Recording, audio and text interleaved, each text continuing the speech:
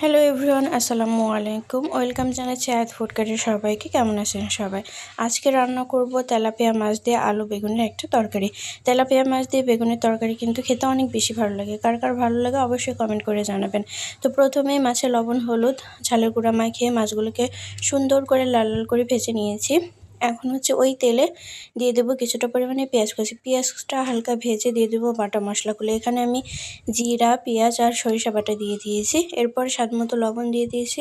এখন গুঁড়া মশলাগুলো এখানে অ্যাড করব। প্রথমে হলুদের গুঁড়া দিয়ে দিয়েছি 1 চামচ ঝালের গুঁড়া দিয়ে দিয়েছি, এরপরে ধনিয়া গুঁড়া দিয়ে দিয়েছি। এরপরে মশলাটা ভালো মতো কষিয়ে নেব।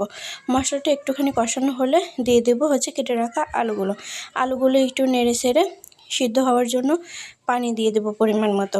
এখানে আমি ঝোলের পানিটা একবারেই দিয়ে দিয়েছি। তো এখন আমি আলুটা কিছুক্ষণের জন্য সিদ্ধ করে নেব, এই জন্য ঢাকনা দিয়ে ঢেকে দেবো। এরপর ঝোলে যখন একটা বলক চলে আসবে তখন বেগুনগুলো দিয়ে দিব। অর্ধেক পরিমাণে কিন্তু আলুটা আমার সিদ্ধ হয়ে গেছে, এদিকে ঝোলে বলকও চলে এসে বেগুনটা দিয়ে ঢাকনা দিয়ে ঢেকে দেব।